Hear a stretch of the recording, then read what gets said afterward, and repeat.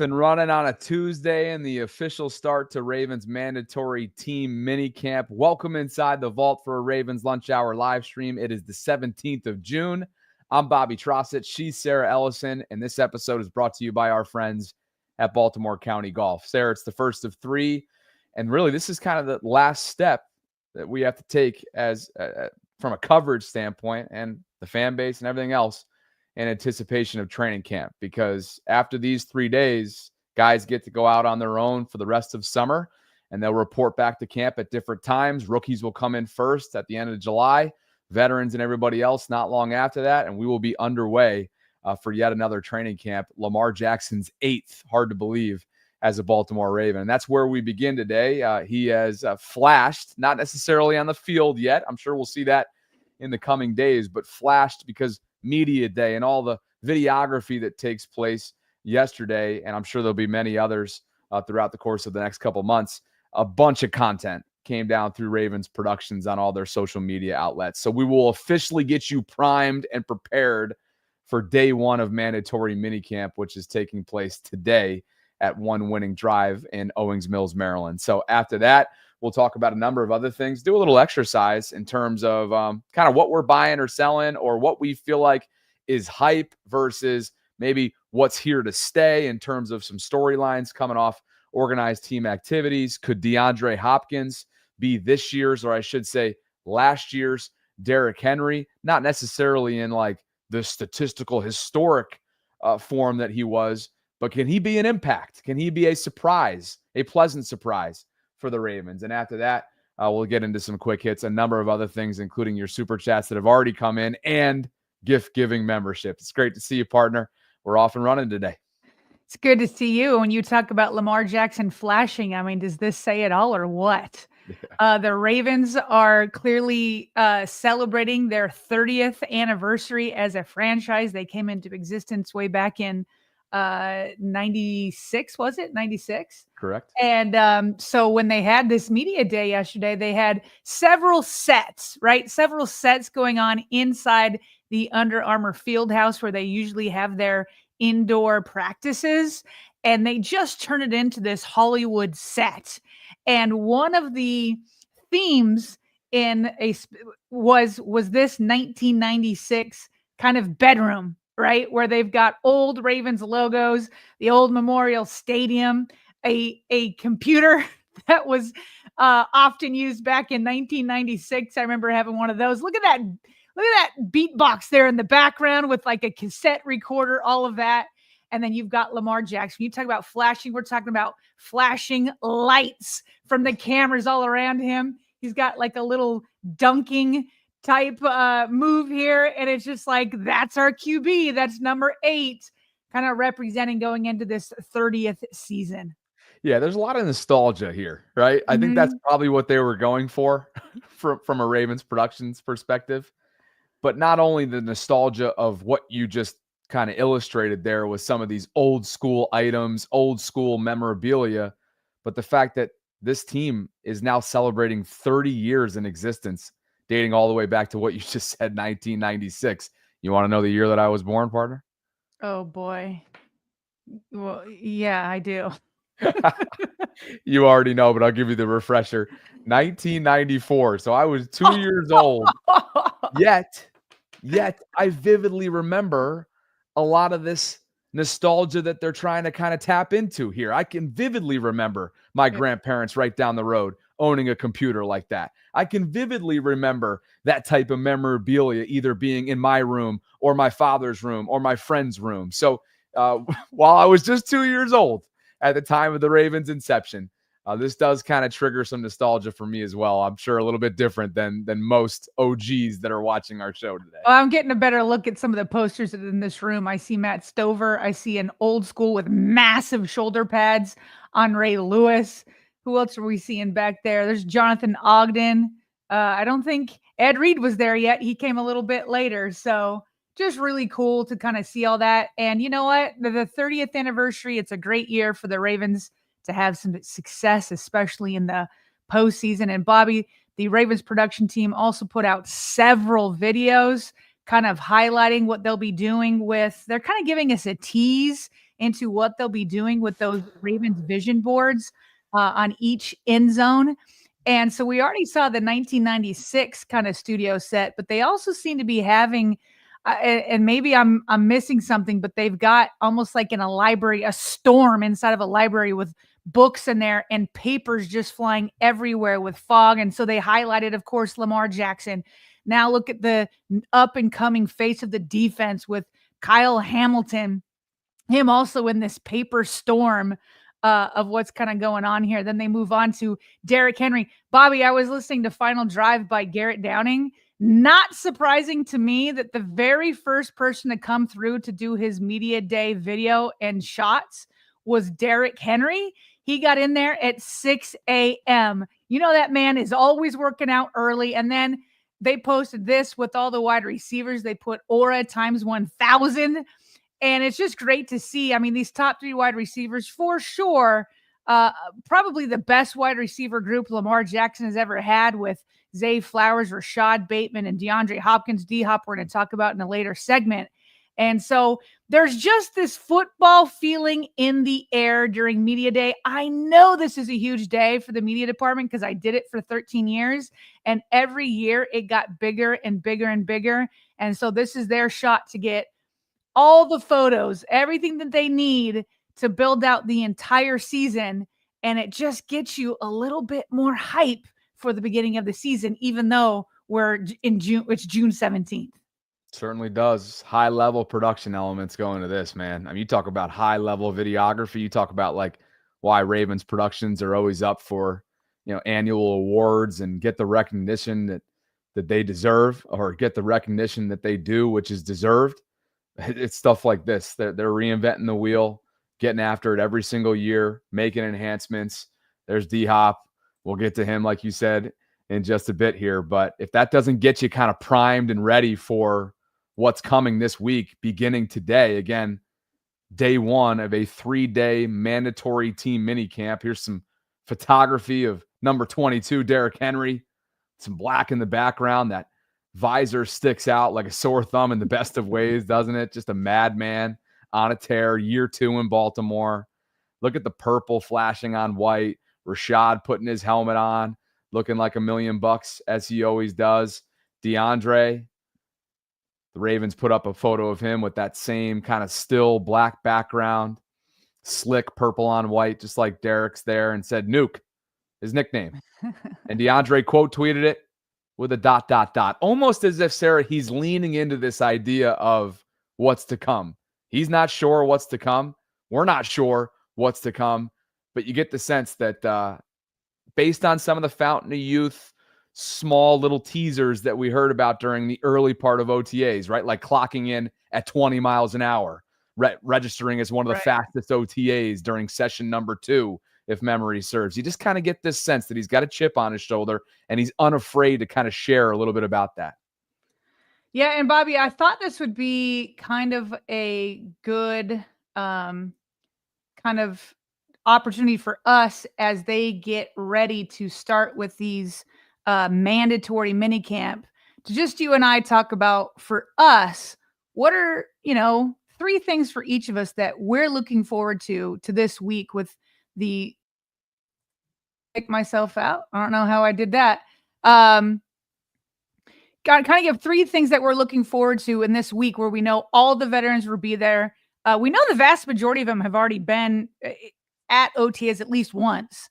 I know Lamar Jackson was there for the first media day of OTAs, but hasn't really been there since. So do you want to kick us off? What are you looking forward to over this next week of mandatory minicamp?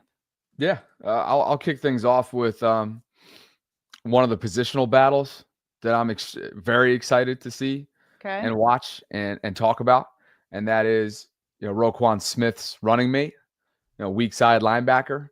It's Trenton Simpson's job to lose. John Harbaugh essentially said as much prior to the draft, and that was obviously prior to drafting the Cal linebacker, Teddy Buchanan, who has flashed a little bit throughout his offseason program. Physically gifted, sideline to sideline kind of speed and explosiveness. Had a ton of great tape on film there from his time at Cal. And I just get the sense that there is a battle to be had over the next couple months. And that's not just because of, me being partial. I remember you and I did our favorite picks, a few weeks back, a couple months back at this point after the draft, and he was one of them. And sure, some of that is due to maybe the opportunity that could be in front of him, but having watched his tape, having watched him speak in some interviews, and he just seems like a player that could easily come in and not only, knock on the door for reps, but earn the opportunity to get in with reps. And maybe that starts with special teams, but nonetheless, I'm excited to see that play out throughout the start of really this week with mandatory camp. But I'm sure once the pads come on and whatnot, and you got that hot dog day, late August, that's probably when it's going to be a little bit more compelling, but this is sort of the start of it. Well, I'll tell you what, Trenton Simpson isn't going to want to give that up. He spoke with Ryan Mink earlier this offseason, and this was his quote about, kind of losing his starting spot last year, but working alongside Roquan Smith. He said he feels ahead of the game. He goes, I know that will be the greatest thing that ever happened to me in my career, meaning losing his spot midway through. I'm ready for it now, for sure. This is my year. So he's going to come in hungry. Buchanan's going to come in hungry. So it should for sure be an exciting competition there. For me, I don't know how we just don't mention Lamar Jackson when it comes to mandatory minicamp, knowing that he'll be here for all the practices. The first one starts at about 2 p.m. today, and then the media session follows around 4 or 4:30. And so to me, everything we heard in the day that Lamar was here during OTAs, people were saying things like, it looked like the offense was looking like it was in October form, midseason form, with Lamar just coming right in and looking super smooth. So I'm interested in seeing a couple of them building off of that, see if it starts the way they left off and the way he connects with DeAndre Hopkins and everybody else is basically returning. So we want to see that. But on top of it, we know that Eric DeCosta said that he and Lamar Jackson have already begun kind of preliminary contract talks. And since Lamar Jackson is his own agent, whenever he's in the building, at least what's happened in the past, is that's when they can really kind of dig in to the details and some of the meat of this contract. And so I'm just wondering if I imagine Lamar's going to talk. Did Lamar talk the last time he was? He has not spoken throughout the OTAs. Yeah, he has not spoken. And so I imagine he'll speak in one of these sessions this week. And I'm sure he'll be asked about the contract. And so, listen, they don't need to get it done this offseason. But man, if Eric DeCosta and Lamar can get ahead of it, and really nobody's talking about it outside the local media, so they can get it done and just avoid all the drama that came with the last time. I mean, it was drama. And so if they can avoid that and just get it done, perhaps, sort of a year early and know how the team will be set up over the next several years, I think that would be a win. And so I will be looking forward to that and hearing from Lamar. How can you not be, right? For sure. Obviously, I echo that sentiment as well. My second one is you're going to see a theme here with sort of the positional battles that will be fun to watch, whether it's for starting nod or in this case, just trying to sneak their way in or sneak his way in to the 53-man roster. And I will look at outside linebacker. We know who the locks are in this room. It's the two double-digit sack getters from 2024 in Odafe Owe and Kyle Van Noy, both of whom, by the way, enter contract years, notably. Outside of those two guys, you got the glass eater, as Chuck Smith refers to him, as Tavius Robinson, a third-year player who I think if you start to look at the tape, if you start to think, Sarah, and a lot of this happened while you were out, my goodness, did they speak glowingly of this guy, Tavius. Could he be a potential breakout candidate to hit that double-digit number out of nowhere? He's a lock. Mike Green, of course, the second-round draft pick, is a lock. And so that now brings us to outside linebacker number 5. Who's it going to be? And if there's a conversation to be had about a positional battle in terms of making the 53-man roster, to me, it's between Adisa Isaac and David Ajabo. And unfortunately for David, He just hasn't been able to consistently stay on the field over his first few years in the league, which obviously we've all watched that unfold. And unfortunately for him, they took a flyer on him right out of the gate, which in the second round was somewhat of a risk. But he used to be known and projected as a top 15 pick. Well, we all know the Achilles tear during, what was it? I think it was on his pro day. And unfortunately for that, it derailed the beginning of his career. And ever since then, he just hasn't been able to show that availability is something that the Ravens can get out of him. And so being that Adisa is younger, being that he feels strong based off his most recent comments last week, Sarah, coming off the hamstring setback that really took away his rookie season, I would have to think that Adisa gets the nod there, but it's early and there is still a camp and jobs to be won and lost. And so that's why I think it's a compelling number 2 item for me going into mandatory minicamp. Do you have an early favorite? I'm going to go with Adisa. Yeah, I'm with you. I got to go with Adisa because David hasn't shown me something I can hang my hat on yet. Hey, if there's something that I would love for it to be a compelling OLB number 5, if you will, battle, that would kind of come out of nowhere because I think a lot of folks have written David off. He hasn't given us a lot to feel confident in going into his 4th year, I think. So I'll give Adisa the heads up. But man, what a luxury that would be for the back end of that room. Hey, a former undrafted rookie deserves a mention as well because he's played some good summer football for them in the past, Minicamp. But I think it's probably a 2-man race between Isaac and Ajabo. Well, and like the best news for those two is that they forced the Ravens to keep all 6 and take somebody off from another position. So I'm not predicting that, but that would be the best news for the outside linebacker position. And sticking with this position group and this theme, my next item that I'll be looking for is just the return of Kyle Van Noy. I believe he's the only veteran that didn't go to any OTAs. He's obviously earned that. So I do not, criticize him for that. But will he come back and continue to sip from the fountain of youth?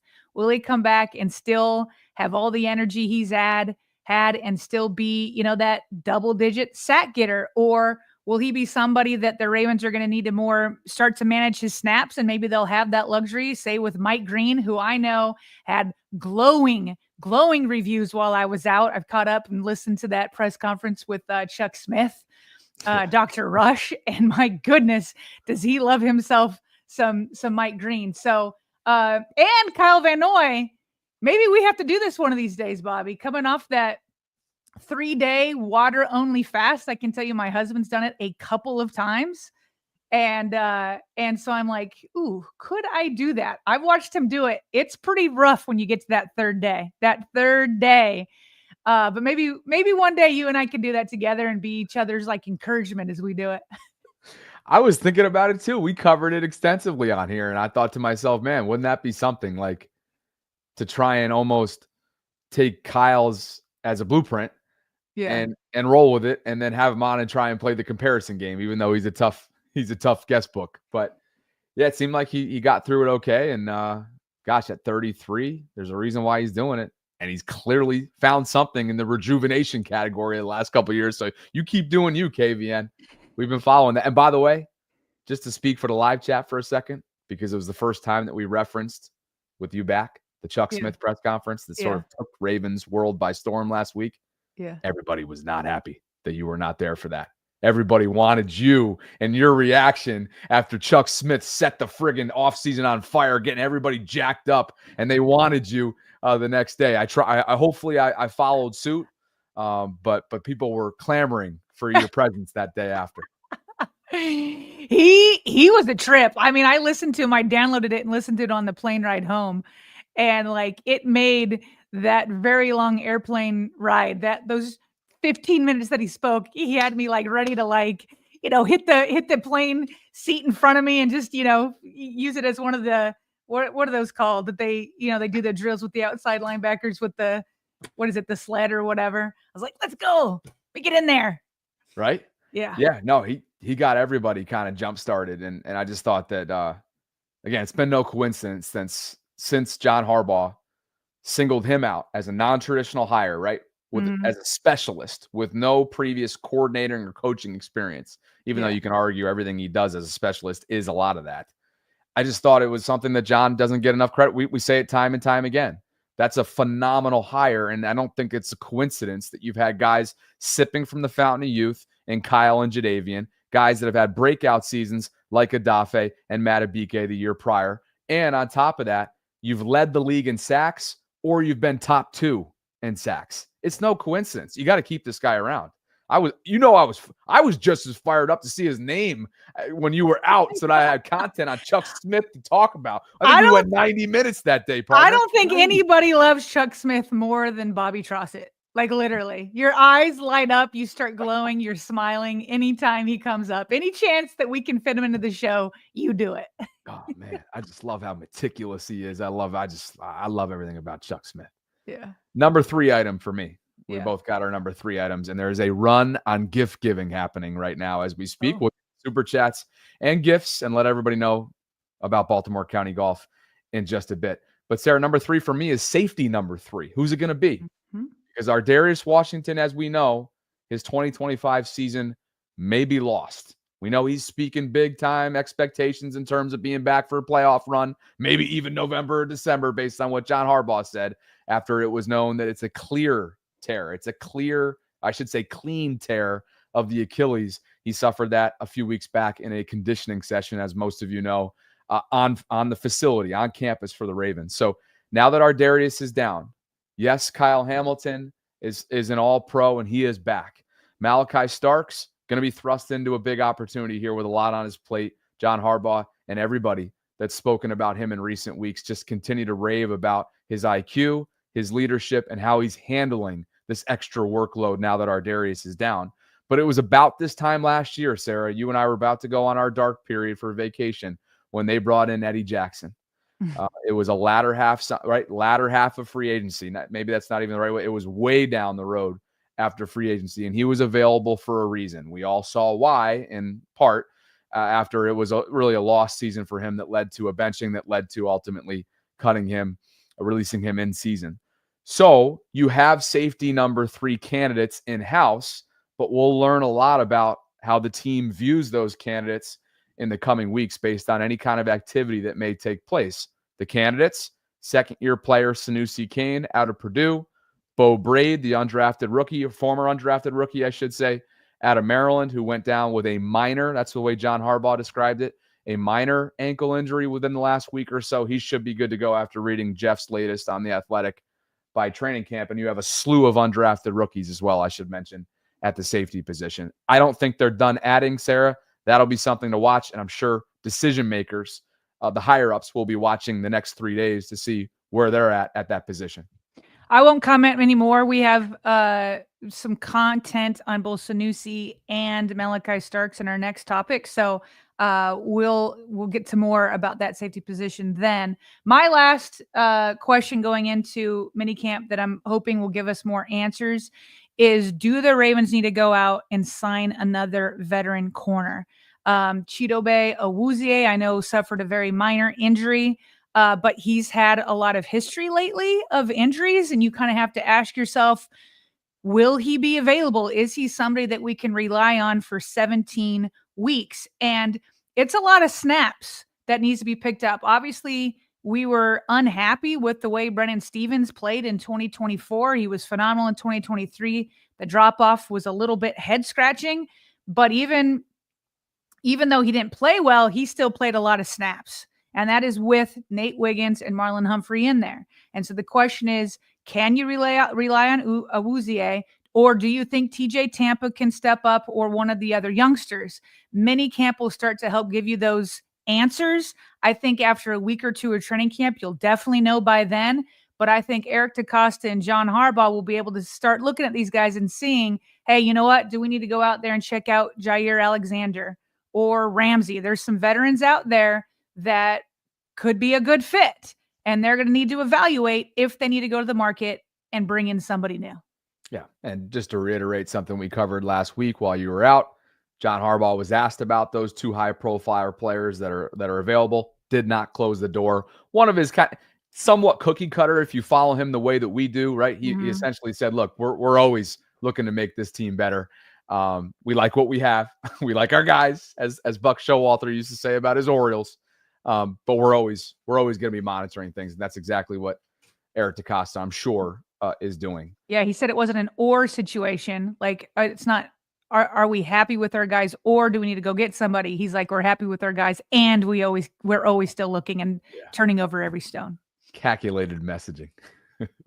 Appreciate you guys for being with us on this Tuesday. This episode is brought to you by our friends at Baltimore County Golf, our brand new sponsor. This is week 2 of a new partnership.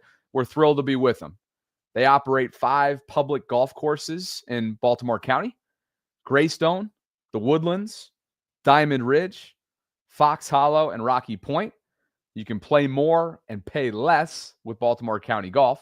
Consider grabbing a 3-pack of lessons from a Baltimore County Golf teaching professional near you and start playing more today.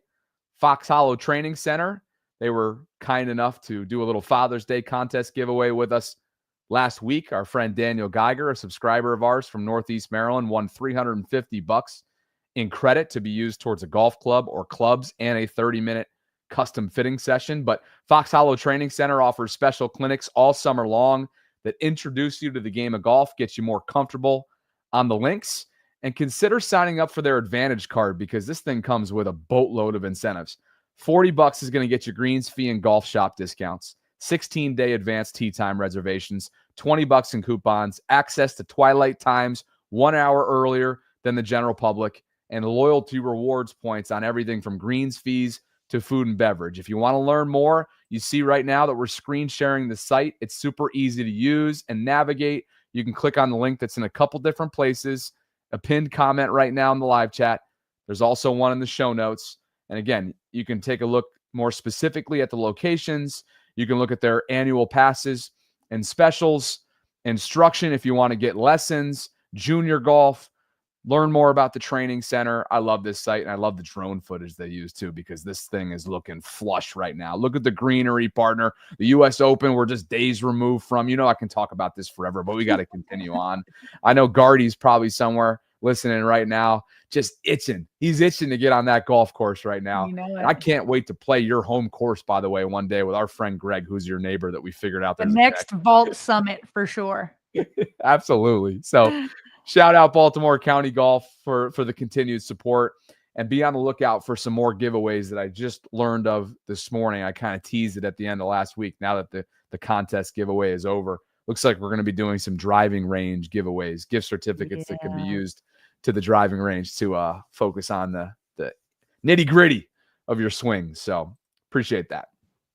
With that, let's get to some gifts and super chats so we can get fully caught up to speed. And then next up, Sarah, the dark horse, the Ravens player who's been categorized and described as a dark horse that nobody's talking about. So that is what's on deck. Heather McCubbins. And by the way, since our membership count resets every single day, because as always, when you give a membership, you get on the receiving end, the recipient receives 1 month of channel membership. And at the end of the month, they decide to renew, they decide to cancel. So we finished yesterday at 8:02. Today we woke up at 7:70. That's just how it goes. It resets every single day. So Heather brings us to 7071 and 772. Thank you for being here, Heather. And Sarah Douglas H. Brown Sr., prior to the show, as he so often does, hit us with a $10 super chat. He says, good afternoon, Bobby and Sarah. No quotes today, Sarah. Yesterday had my name in quotes. He says, I do still work, even though I am 70, but I do engineering from home. So taking a break every day for the podcast is a thing for me. That's awesome. I love that flexibility too. Appreciate you, Douglas. Dre Dog 679 missed yesterday, so he says a day late. Welcome back, Sarah. Hashtag Sarah Sundays are so back. There they are. There we go. Deshaun Davis, he's a channel member. Anyone see that TikTok the Ravens posted of Lamar? It was dope. Ready for the season. I think it was the one we showed parts of it earlier. I would assume. Yeah. Lewis, who's celebrating 3 months of channel membership, and because he is a channel member every single month, he gets essentially a super chat. And this is his right here. Great to be a Voltron. Sarah, that pick with the mountain in the backdrop was beautiful and serene. Yesterday, personally, was a bad day, but it's a new day. #grateful. Not sure what's going on, Lewis, but we send you our best. And yeah, Sarah, that backdrop was absurd. I love that. Well, and I also like Lewis's attitude here. Bad day yesterday, but today's a new day. Every day is a day for redemption. That's a mantra to live by right there. Wildlife Wale, who is also a channel member, checking in. He says, finally able to catch a live show. Glad you could do so. It's a little bit, I don't know. You guys tell me. I think it's a different experience when you're here live. For sure. Ravens 54th man. If we stay healthy, we are more Super Bowl ready than ever. Thank you. Super Bowl ready. Let's go. David Cool is celebrating 1 month of channel membership. What's going on, David?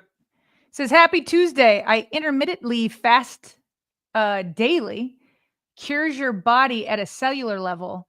Best health of my life. It's 100% what you put into your body, for sure. And I think like the 3-day fast, part of the purpose of it is to like reset your body, kind of just clean it out of anything. Like he said, what you put in your body is so important. And anything that you've put in there that's no good, you just kind of clean it out and you get a reset.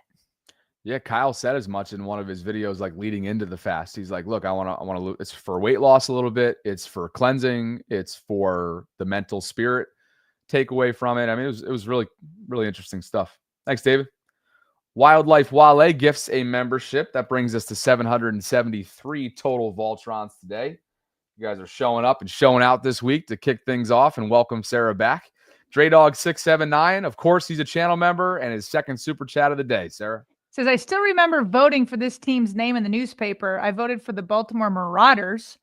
Talk about nostalgia. Marauders was my high school mascot, and Draydog is truly an OG if he was voting at that time. That's awesome. What a great memory there. Heather McCubbins, also a channel member, and continues her generosity with a 5 spot. So 5 new channel Voltrons have been randomly sent out to subscribers that are either live or maybe watching us later on. So that brings us to 778 because Heather has thrown some love into the air today. Thank you, Heather. Wildlife Wale, Sarah, on top of what he's already donated with another super chat. He said 287 viewers, 53 likes. Come on, Voltrons. If you add in the Twitters, we're at 1,722 concurrents, Tila. Including 550. Some people that don't know Tila, I've noticed in the live chat when you were out, were like, what does that mean? Yeah. Tila is just one of our subscribers. She's an OG, and she likes when we give her updates on our concurrents. and she also helps out, remind us sometimes. That's right. Here and there, which is nice of her. When you're out, she definitely helps remind me to get patrons in, like all the things that we're supposed to be doing. Right. Which we appreciate her for. Absolutely. By the way, 549 of those 1,700 plus concurrents, over 540 in the YouTube space. So yes, to Wildlife's point, if you could please like the video, subscribe if you haven't already done so, hit that notification bell. Those things go a long way for us. Absolutely. Draydog679 says Tavius will be the Brent Urban replacement, but much better. We'll see a lot of him at defensive end. Remember, David doesn't take a roster spot, I think.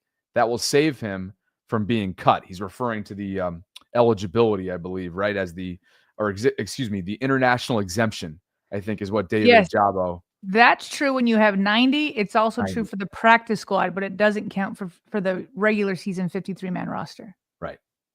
And maybe that's what he's saying. Maybe he's just in terms of, where he falls and currently at the 90, but if it is the 53, that little exemption gets taken away, to your point. Mm-hmm. Chris M with a 5 spot today. She continues she's been on a roll. I'm telling you this right now. Chris M has gifted an additional 5 channel Voltrons. That brings us to 783, Sarah. And Eye of Horus Taurus showing up with a super chat. What's up, Taurus? Taurus says Ajabo has 2 forced fumbles and 4 sacks despite injury, Bobby. I mean, okay. I know. I said that with a little bit of attitude. I don't know if Taurus meant it with attitude, but that's how I kind of read it. Yeah. He did. He's probably getting after me in the Discord right now too, even though he's been MIA lately. I know he's flashed a little bit. Didn't he flash like right at the very end of his rookie year when he played a little bit, or was that the second year? I can't remember if it was a full red shirt rookie season or I want not. to say it was rookie because I remember thinking it was promising. Yeah, right. Because you're going into year 2 and you're thinking, man, if this guy can stay healthy, he just showed down the stretch what he's all about. I get that he's flashed, but unfortunately, I don't think that trumps what has been his biggest nemesis, which is his health and his availability or lack thereof. DreDog679 says use alkaline spring water if you do the water fast. Does that have like a salt, more salt in it? Is that, or electrolytes? I'm assuming. Maybe I haven't looked into it, but I do know that people say if you start to get headaches, add salt. Yeah, KVM was definitely talking about that because I think down the stretch, based on some of his videos, he was really struggling to get through it. All right, CGLE equals PC. Would love to know what all those acronyms are. But he has become, or he or they or she has become a new channel member, which brings us to 784. So welcome to membership. Isaiah has become, this is a familiar name, has become a new channel member, which brings us to 785. Welcome to both of you. Thanks for the support. And on top of that, he's also celebrating, that's interesting. He's celebrating channel membership. I don't know how this works. Maybe he renewed or something. Maybe it's because he renewed. Maybe. Yeah. But he's celebrating 3 months of channel membership. StreamYard tells us. So it's a super chat as well. He says, I will never forget Eddie Jackson wearing bright orange after that Browns game. That kept me up at night. Oh, that's such a random memory. But I think a lot of things that Eddie did last year kept folks up at night. Hybrid Theory 5 says, I usually listen to the pod to and from work as it can be hard to watch live, rotating shift work. Makes sense. But I always I always want to chime in. Here I am. Yes. Welcome, Hybrid Theory. It's great to see you. And Chris B. Sarah with a super chat going back to the OG life with Dre Dog. Yeah, he says, thumbs up, Marauders. You remember what a Marauder is, Bobby? I don't know what it is, but I remember that it was a name, having done some research years ago. What's a Marauder? Well, we had, I think it was World War I fighter pilots, because in my gymnasium, we had, them like old school airplanes kind of hanging from our ceilings of the gym, and these guys, flying them around. It's the way it was supposed to be depicted. Yeah. Okay. But you like what they ended up going with, though. Hard to think years later, right? It's hard to think of anything. Like, how do you not see Ravens now? Yeah. I guess that comes with what that helps when you've won 2 in 30 years, right? 2 Super Bowls in 29 years, and plenty of history, plenty of Hall of Famers, particularly in literally the inception of their team. They go and get J.O. and Ray. That's not a bad start to a franchise. Thank you guys for being with us on this Tuesday. Did you have something to say there before we transition? I was going to transition us. Let's do it. Bring us in, because there's time to talk about something that maybe isn't garnering enough attention, and we're about to change that. Well, I was listening to the Lounge podcast with Ryan Mink and Clifton Brown, and obviously they've been at every single one of the OTAs, and so they picked winners of the OTAs. I don't think they picked any losers, so it was just all positive stuff. Now, Bobby, I've obviously been covering the Ravens since 2005. It's been 20 years. I'm not quite the 30-year anniversary, but I'm 2/3 of it. And I remember in my early years, I would fall prey to the OTA hype, okay? Especially early in my career.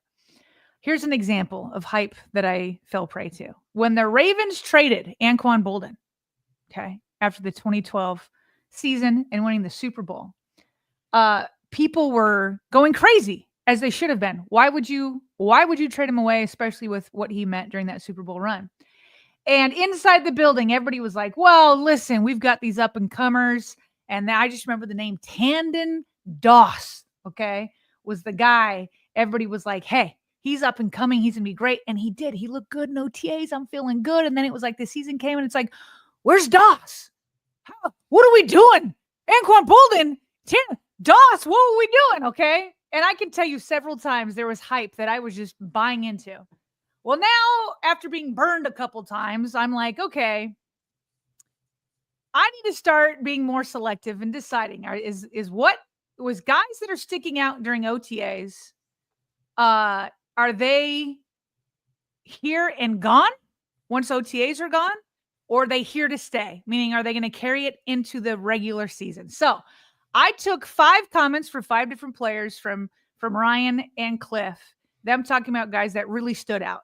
And it sounds like they did really stand out, so we want to give them their due. But my question after every time we listen to a soundbite, I'm going to push it back to us and say, hey, is this player here and gone after the OTAs, or are they here to stay for the regular season? We will start with a dark horse candidate to fill the shoes of Adarius Washington. You mentioned him earlier, Sanusi Kane. Here's what Ryan and Cliff had to say about him. I'm going to talk about safety Sanusi Kane. It's another second-year player who 7th-round pick a year ago, really played almost exclusively on special teams. And this year, the Ravens have a need at safety, particularly for that number 3 safety role after Adarius Washington suffered an Achilles injury. That's a big spot for the time being, really big spot. On top of that, Bo Braid suffered what John Harbaugh called a minor ankle injury, as I said before, early this week during the 3rd week of OTAs and has been sidelined for the remainder of OTAs.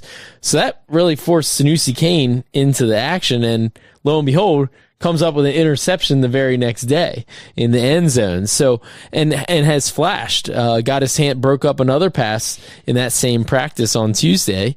And I like Sanusi. I think that I think he can be a player. Yeah, I agree with that. I mean, and Coach Harbaugh's already said that he's clearly in the mix to be the number 3 guy. There's a long way to go. Yep. But he's strongly in the conversation. Okay, so Bobby, Sanusi Kane taking advantage of an opportunity once Bo Braid went down. Obviously, Washington is down. Gets an interception, looking pretty good.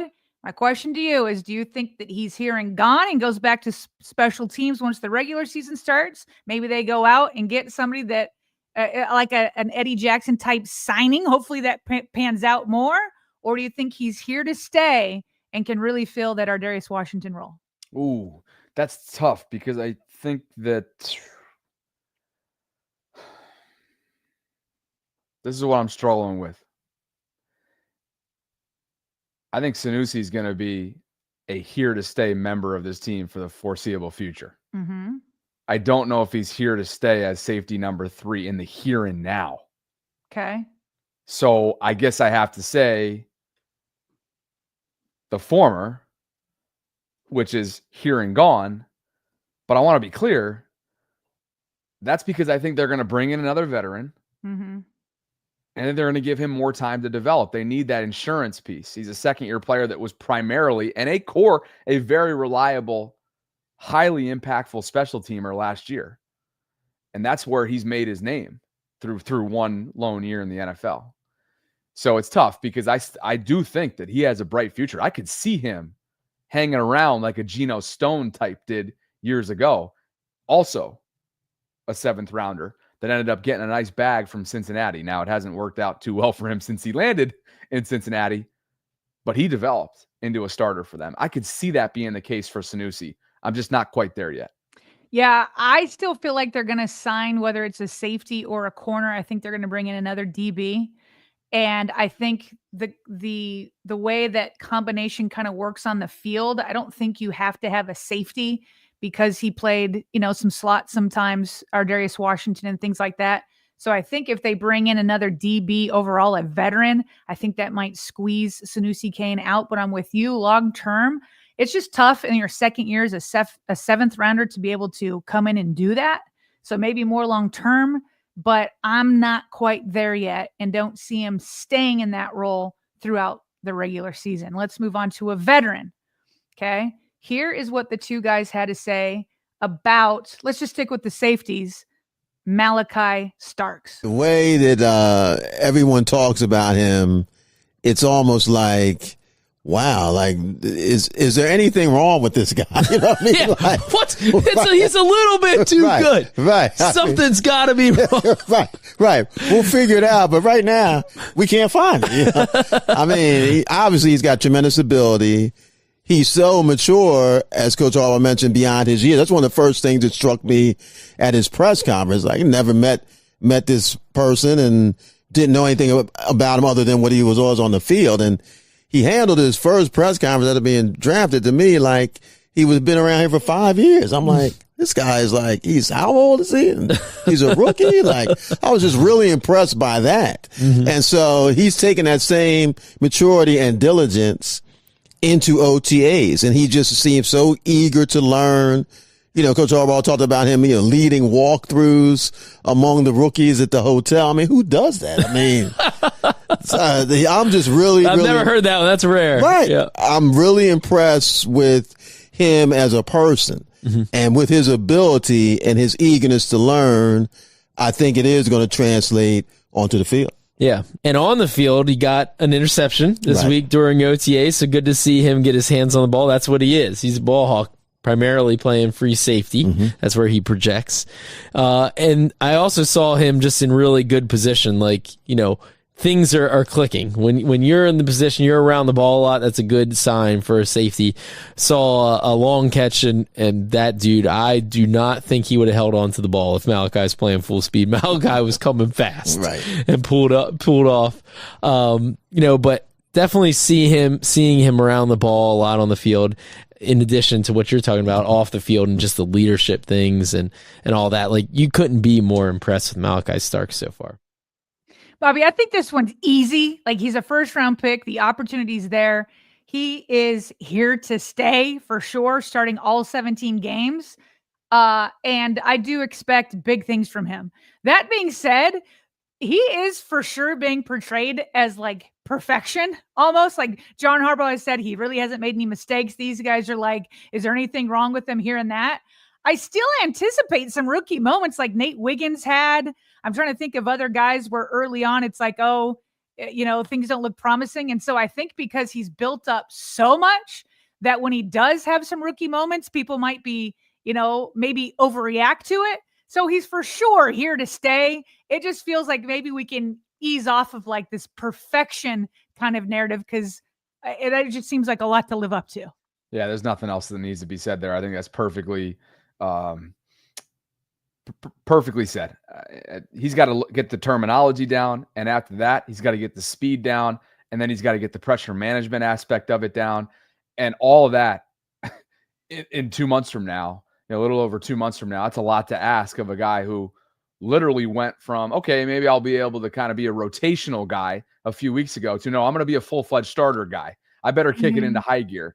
And he's handling it with class, to Cliff and Ryan's point. So that's great. That's step number one. There's a lot more steps that are coming up. It's just the man for the job from the looks of it, but it doesn't mean there isn't going to be growing pains along the way. Absolutely. Every rookie goes through it. Well, how about we move to some more veteran type players like DeAndre Hopkins? I know that while I was out, Todd Monken, we've described him as wide receiver number 3, and I still think that's true. Todd Monken was like, well, that's not how I see it, and he shouldn't. No offensive coordinator should. I'm sure D-Hop doesn't see him that way, but in terms of like the amount of snaps and targets he's going to get, I think it will turn out to be more wide receiver 3 unless somebody's injured. I don't see him having more targets than Zay or Bateman. That being said, here is they kind of made an analogy to Derrick Henry. So listen to this. But DeAndre Hopkins, if you go back to the first practice that was open to reporters and OTAs, D-Hop stole the show. Yeah, just a professional wide receiver in every way. His hands, to me, are still, special. And his footwork. He had a couple of sideline catches where he made the catch look a lot easier than it was. It's funny. I actually approached him about, talking more about his kind of acclimation to the Ravens. And he's told me he kind of wanted to wait for that because he just kind of wanted to settle in on getting here and learning and playing as well as he can. I think DeAndre Hopkins is really serious about making an impact with the Ravens. I think he's thrilled to be in this offense. What a great third down target to have. What a great, player. You can line up any spot you want to as a wide receiver. So, yeah, I mean, DeAndre Hopkins, I think if he can stay healthy, I think that he's going to be a guy at the end of the year that people were like, wow, he was even better than I thought. Kind of like we had with Derrick Henry last year. Yeah, everyone knows Derrick Henry's a great player, but I mean, did anybody really expect Derrick Henry to do what he did last year in his first year with the Ravens? I think DeAndre Hopkins could exceed some expectations if he can stay healthy. He's obviously here to stay, but so let me put it this way, that the analogy they have there saying he could be like last year's Derrick Henry, meaning that he could exceed expectations. Is that prediction here to stay? Oh, so yeah, this is a trickier one, right? Just like what you just said, and then when you think about who's going to be in front of him, you mentioned targets wise, you don't see that Bateman and Zay obviously will not be. He won't be competing with them for targets in terms of a bulk load. I view that the same way as out targeting and out snapping him will be the two tight ends too, and likely in Andrews. So there's 4 players right off the bat that are going to be above him in terms of target distribution and whatnot, as they should be and as they've earned. Do I think that he's going to exceed expectations for what a wide receiver 3 has been in Baltimore in recent years? A Nelson Aguilar, for example, a couple hundred receiving yards, a couple touchdowns, without question. If it's as simple as that, without question, he's here to stay. Is that fair? I think that's totally fair. I think the only way that, or I think one way that he could exceed our expectations, which we're on the same page as because of just all the weapons that are in front of him, is if he has undeniable chemistry with Lamar Jackson, and Lamar is like, just put him out there because I trust him. You know what I mean? So I still see him in like those third down situations, the red zone situations. Cliff kind of alluded to that. So he could maybe exceed expectations in terms of like touchdowns or creating first downs or whatever. And so if it just becomes something where like Lamar's like, hey, he's like another Mark Andrews or he's like another Isaiah Likely, where I know I can just throw it up and get it to him. So I want him out there more often. That's the way he could like push those other guys. But outside of that or injury, I'm with you. Cool. Okay, so the next guy they talk about is Rave Kingdom around. I haven't seen Rave Kingdom for a minute. Which is concerning. Yeah, where is he at? Where is he at? Because I've got something for Ben Cleveland, okay? We know that the left guard competition features him and Andrew Voorhees. How has Ben Cleveland been looking? Battle, probably the biggest battle for the Ravens for a starting job on this roster is at left guard.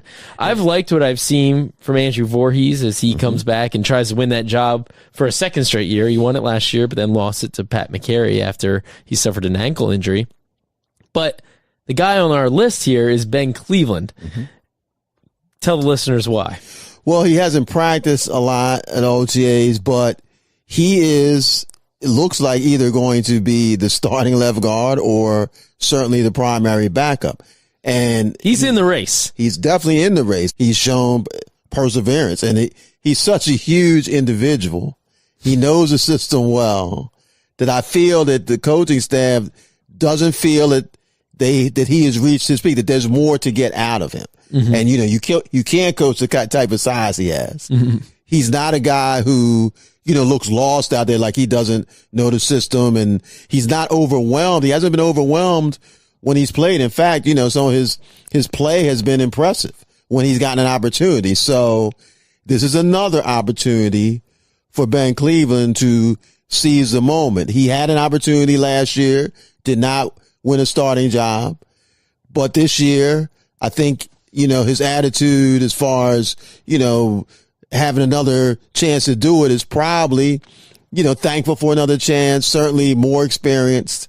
It'll be interesting. It'll just be interesting to see how it plays out because, I think a lot of people kind of pushed him to the background when last season was over. I think we both pushed him in the background. I thought for sure he wasn't going to resign after John Harbaugh kind of was brutally honest about why he hadn't earned a starting job yet. And I just thought for sure he wasn't going to return. And then he signed. So to me, that gives hope. But Bobby, I have felt like Ben Cleveland could have been a starter last year. And, you know, he gets good grades when he comes into the game in spot duty. I don't know why he hasn't been able to start, but as much as I would like to see it, because I think he plays well, I think that the prediction of him becoming the starter at left guard, unless there's an injury, I think that's here and gone. I just don't. It hasn't happened for him in 4 years when I thought it could have, especially in that fourth year. And so just because of history, I'm going to say that prediction is here and gone once the regular season begins.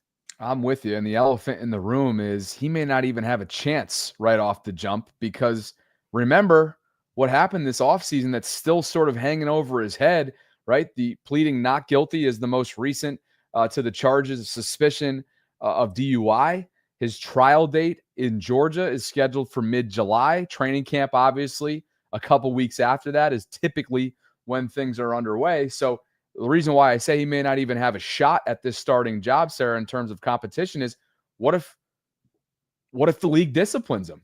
Mm-hmm. I mean, there could be, that's the elephant in the room here.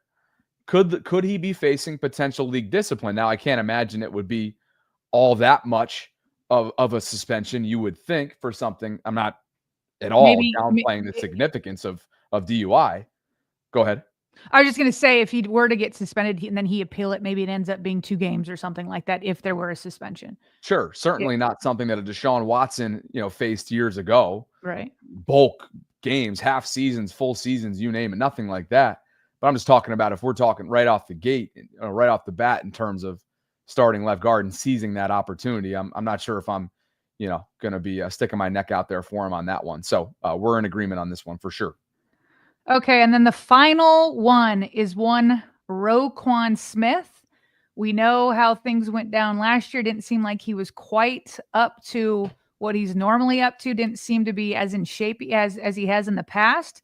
Sounds like he changed his offseason regimen, and this is what the guys saw of him throughout the OTAs. Roquan Smith is fit and ready, man. I mean, that guy every day here at OTAs, and he looks like he's in mid-season form, ready to rock. Right. I also will give him a lot of credit because I talked to Trenton Simpson after practice on Wednesday, and Trenton said that Roquan came back this offseason to Baltimore to spend the entire offseason, like 2 weeks after the year ended. Roquan came back, and he and Trenton Simpson have been working together for the entire offseason, watching film, working out together.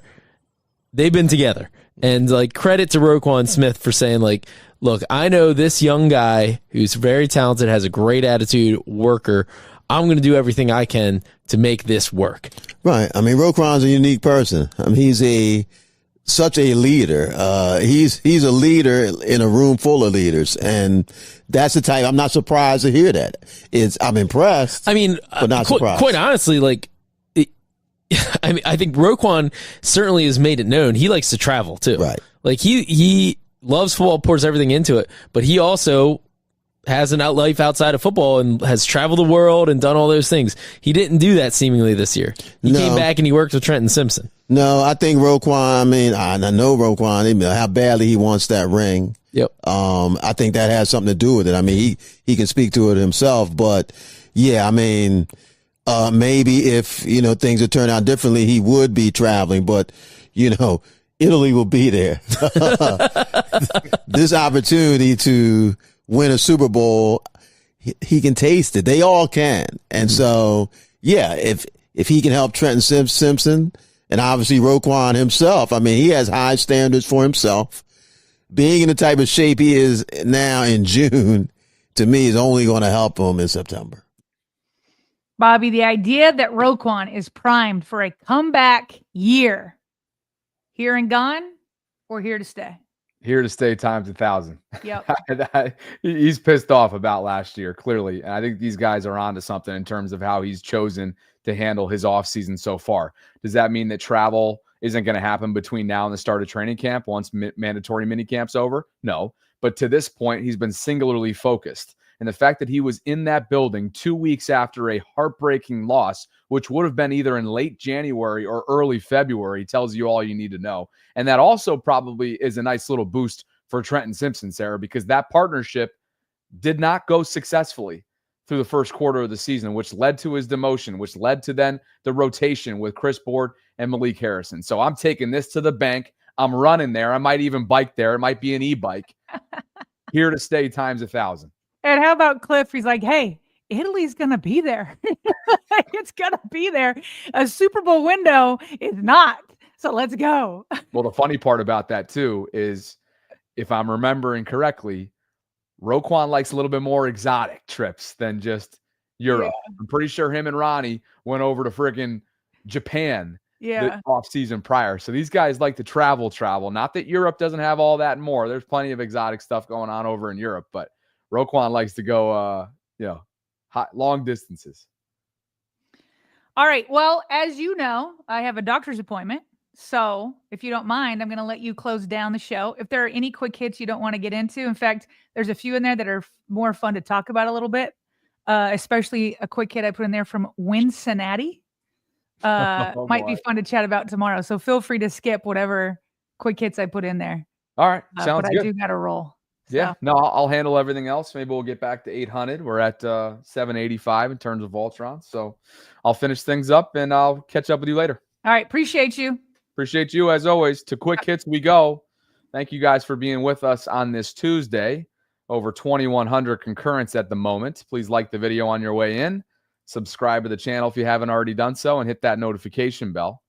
The Steelers and safety Deshaun Elliott, that's the former Raven that we teased off at the top, have agreed to terms on a 2-year, $12.5 million extension, including $9.21 million in guarantees. That's Pelissero's report. After one of his best NFL seasons, Elliott finds a home in Pittsburgh and has their Wasserman agency representatives that got it done. And before I get to the rest of quick hits, it's been a while since we got to super chats and gifts, so let's make sure we're fully caught up to speed on that. And I have Horace Torres is continuing his thoughts on the secondary. He says, Bobby, Ardarius literally had the same slander about availability, and look how Ardarius turned up when he did play a full season. How are those two things related? They've had completely different injuries, and David's began in college. Ardarius may have had some injuries in college, but the majority of his that have been setback worthy have occurred at the national level. And he had shown what he was prior to those injuries as well. I know it was a breakout for him last year, but I see those as apples and oranges. I appreciate you, though, Taurus. I'm sure you'll be coming after me in the Discord. I look forward to it. John R., who's celebrating 1 month of channel membership, says, sorry, this is not Ravens related, but prayers for my dad. He's in hospice with days left. Sorry, guys. Awesome show. Don't be sorry at all. You're using your one super chat, and dude, we're with you, man. All 2,100 plus of us right now in this moment, I can guarantee are with you. So sending you all the strength in the world for yourself, for those around you, most importantly, for your father. And John, all the best to you. Best wishes. Manuel's COD channel says, Bobby, $5 that number 16 gets 200 and a touchdown this year. That's Tylan Wallace. So 200 receiving yards and a touchdown this year. Is that what you're asking for? Anything in the special teams department? Because he could be your punt returner. You never know. Or could he be your kickoff returner? You know he's going to be in the mix. I'll take that bet. I love Tylan, but I'll take that bet. Sea Kings, King of the Seas, says Malachi needs an Iron Man mask pregame. Mr. Starks, you're already ready to give him an Iron Man mask. Everybody showing a whole lot of love for Malachi Starks. Jason Zarotniak, not a super chat, but Sarah starred this. Bobby, you should get Sanusi Kane on the pod. He's from Albany, New York. Is that the case? I don't think he is. I thought he's from Harlem. Wikipedia tells me Harlem, and he played high school in Blairstown, New Jersey for Blair Academy. So I haven't seen the Albany side of things, but let me know if that's if I'm just missing something, because I'm from Albany, New York, as Jason knows. God King says if no Super Bowl, this should be Harb's last year. He'll definitely be on the hot seat. Jang says, who's coming to the Lions game? Hit me up on Discord so we can coordinate and sit by or close to each other, and we can all go to PHP's tailgate. That'd be pretty dope. Jang trying to organize a little something. That reminds me, for those of you, I've been getting a lot of messages about this. For those of you who aren't aware of the Discord, it's a 24/7 hub for conversations surrounding Baltimore sports. It is free to join, and I will drop the link right now. You see in the chat room, but I'll drop the link right now into the live chat so you guys can consider joining. We talk Ravens football. We talk Orioles baseball, Caps hockey, some swag showcase where people show off their merch and memorabilia. Man, I haven't even opened this in a while. This is some cool stuff. General chat. You never know what's going to be going down in here, and you get a little welcome notification when you do join, which looks like Stoner Blaze became member number 845. So pretty great community, a growing community. Go check it out. Links in the show notes. Links also in the live chat as of seconds ago. More quick hits. English, Bobby. English. Cincinnati pod. Is this who I think it is behind that? Anyway, Cincinnati pod says that the Bengals and Ravens are offensive skill positions. If they were to face off against one another, who you got?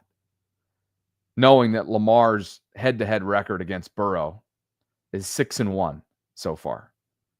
6-1. Skill players, Ravens versus Bengals. Who you got? I'm sure Sarah and I will revisit this tomorrow because I haven't had a chance to think about it. But let me know what you guys think if you've already looked at it. I'm sure it's gotten some run on social media between the two. Fox Sports predicting that, Greg Allman from Fox Sports predicting wins and losses for Aaron Rodgers and the Steelers. What's he got him at right now? 1, 2, 3, 4, 5, 6, 7, 8, 9. 1, 2, 3, 4, 5, 6, 7, 8, 9. So 9-8. That's right around where I think they could be. 10 seems a little rich for me. What do you guys think? Where does Pittsburgh's win-loss record for the regular season stand when it's all said and done? Assuming that Aaron remains healthy all throughout the season. I think 9-8 is pretty fair. I do think they'll split their season series with the Ravens. I have said that a couple times now. But let me know what you guys think on that. We already shared this about Trenton Simpson. Big comments. Let's go big screen for this. It's Warren Sharp ranking best quarterbacks based on statistics from last year on 3rd and 4th down. Lamar was a top 4 statistical quarterback. This is EPA per attempt. So it's an efficiency stat based on performance, regular season. Jared Goff led the way on 3rd and 4th down efficiency. Patrick Mahomes was 2. Josh Allen was 3. Lamar Jackson was 4. And Baker Mayfield rounded out the top 5. Tua, Purdy, Cousins, Carr, and Burrow round out the top 10. Jaden Daniels just outside the top 10 at 11, so on and so forth. More statistical nuggets for you on Lamar's special year, which almost certainly should have been MV3, perhaps why Chris Sims was second-guessing himself. Go check out yesterday's show if you haven't already to see what he had to say. Jason Zaratniak has become a channel member. That brings us to 786. For those of you, by the way, a couple new people just joined the Discord, so congratulations and welcome to Hybrid Theory and LJ8 Fan. You guys are our newest members, and Jason has brought us to 786. It resets every day, so if you're wondering how we got down to 780s after 802 yesterday, it's just something that resets every 24 hours. So we're on our push back to 800.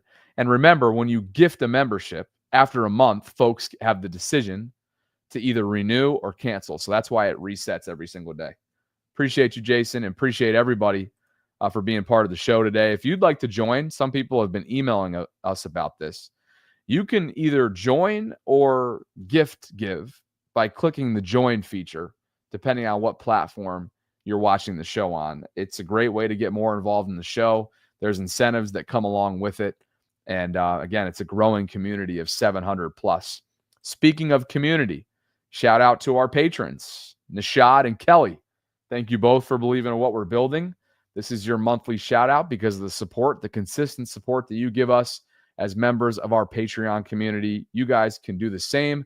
If you're interested, visit patreon.com/RavensVault podcast. If you're interested in supporting our sponsors, because when you support us, you're supporting them, vice versa. You're supporting them, you're supporting us, and vice versa. You can go to Baltimore County Golf in the show notes and in the pinned comment, and also follow them on Instagram to learn more. We will have some more giveaways that we're excited to tell you about in the coming days. And we appreciate you for spending some time with us on this Tuesday. Sarah and I will be back to discuss mandatory minicamp day 1, which will be underway in the coming hours.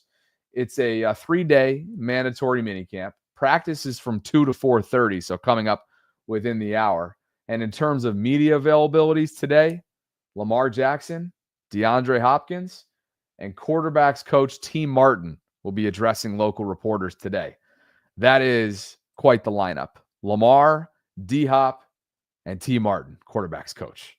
That's what we'll be reacting to tomorrow. I will also be live after those press conferences finish up later on tonight. I hope you'll join us. Appreciate you guys. As always, like the video on your way out. Subscribe to the channel if you haven't already done so. Hit that notification bell. Shout out Baltimore County Golf. Shout out all of you.